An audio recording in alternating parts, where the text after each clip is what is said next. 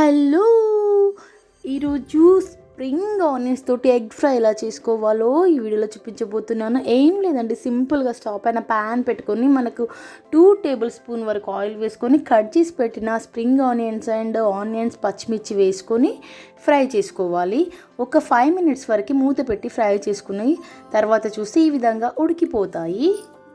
ఇప్పుడు ఇందులో పసుపు, అల్లం వెల్లుల్లి paste, 2 tablespoon chilli powder, 1 tablespoon salt వేసుకొని కలుపుకొని మరొక 5 మినిట్స్ మూత పెట్టేసి ఉడికించుకోవాలి.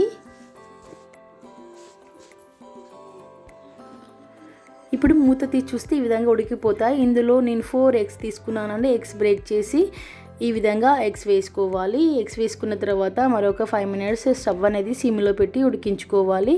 ఈ విధంగా ఉడికించుకుంటే ఎగ్స్ అనేవి డిస్టర్బ్ కాకుండా ఎగ్ సపరేట్గా ఉంటుంది. ఇప్పుడు మూత తీసి చూస్తే చూడండి, ఎగ్స్ అనేది ఈ విధంగా ఉడికిపోతాయి. మనం ఇప్పుడు ఈ ఎగ్స్ని ఒక స్పూన్ తోటి సెకండ్ వైపు టర్న్ చేసుకోవాలి. ఇది చాలా టేస్టీగా ఉంటుంది. సింపుల్ ప్రాసెస్, ఎవరైనా చేయొచ్చు. చాలా టేస్టీగా ఉంటుంది. ఈ విధంగా మనము సెకండ్ వైపు టర్న్ చేసుకున్న తర్వాత మరొక 2 మినిట్స్ వరకు మన ఎగ్ ఫ్రై అనేది రెడీ అయిపోతుంది.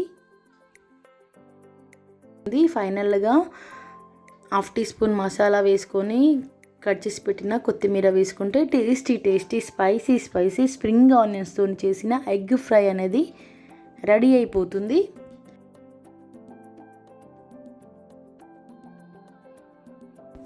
దీన్ని రైస్లోకైనా చపాతీలోకైనా అద్దిరిపోయే టేస్ట్ ఉంటుంది. మీరు ఒకసారి ట్రై చేయండి. ఈ సీజన్లో స్ప్రింగ్ ఆనియన్స్ అనేవి చాలా దొరుకుతాయి. మీరు ఒకసారి ట్రై చేసి ఎలా ఉందో కామెంట్ చేయండి. నా ఛానల్ని సబ్స్క్రైబ్ చేయండి. మీకు కనుక ఈ ఫ్లేవర్ నచ్చేది ఉంటే మీ ఫ్రెండ్స్ అండ్ రిలేటివ్స్కి షేర్ చేయండి. Thank you for watching.